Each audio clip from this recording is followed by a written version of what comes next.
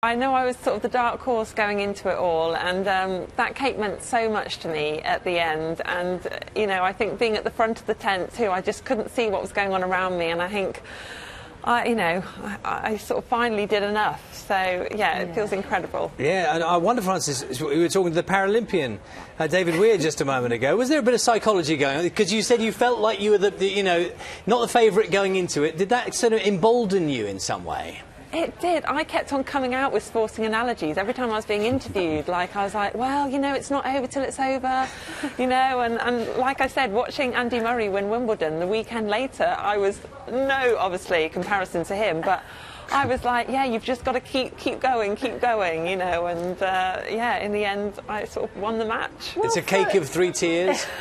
Exactly. Ace of cakes. And for many, you know, it's such a hugely popular programme that your achievement, you know, is an epic one for many people watching. John Whaite, what will it mean now? You won last year. Yes. How did your year pan out? It means that she's going to get a lot of requests from different people. She needs to make sure that she's got a good representation, a good agent. All the practical business advice bits. coming out. But the main thing is just enjoy it. There are so many opportunities that she's going to have now, and I think she has to really enjoy it.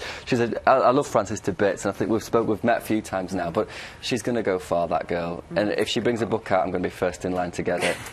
Is there another challenge in the offing where you have to bake off against Frances? I don't know. Maybe one Saturday night, Frances. What do you think? I think definitely. Bottle of wine? Yeah. Well, listen, if you do that, make sure we can bring the cameras along. Frances, can I just ask you about some of the comments? I don't want to put a dampener on things at all, but the Ruby Tandoh, who's presumably a friend as well as a rival in the competition, writing in The Guardian. A great friend. Yeah, has talked about, you know, some nastiness, about some of the attention you got during the programme. And, you know, there was stuff being written that was pretty uncomfortable, I think, for all 3 of you. Was that something you were aware of?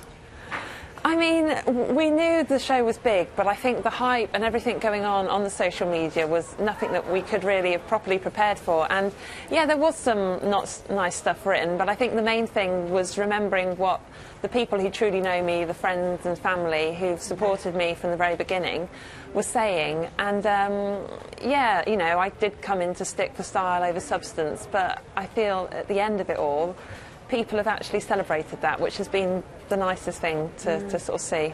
One of the things that you were sometimes criticised for during the programme was the flavours. Yes. And I hadn't realised until I was watching last night that your mum can't taste your food.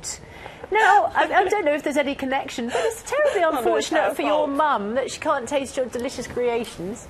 I know. I'm like, Mum, I don't know how you'd cope, but she's like, you know, get used to it. So it comes back occasionally, but yeah, she's not the best taste tester then. And that's because did she have an accident when she was younger? Yeah, when she was younger. I know, it's really sweet. My sister was like, everyone's going, you know, sort of like putting out sort of sympathy on Twitter when they heard it last night and stuff. So, but yeah, but it sort of comes back in waves sometimes. Yeah. And John, you know, from your experience last year, are you still sort of slightly baffled by the fascination the public has for, you know, watching 3 people cook? It is baffling. It is baffling. But I think because baking's something that's been in British tradition for years and years and years, I always knew that Bake Off would be that sort of popular thing.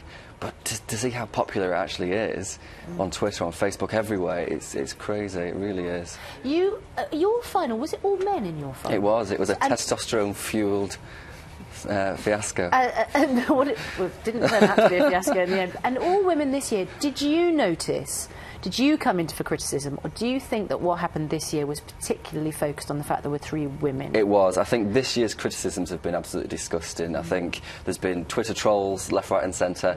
There's been some really harsh things said, and some really, really unreasonable things that have been said. And whether or not that's because it's women or because Bake Off's in its 4th series now and more people are watching, so it's more susceptible to sort of criticism, I don't know. Yeah. But what has been said has just been intolerable.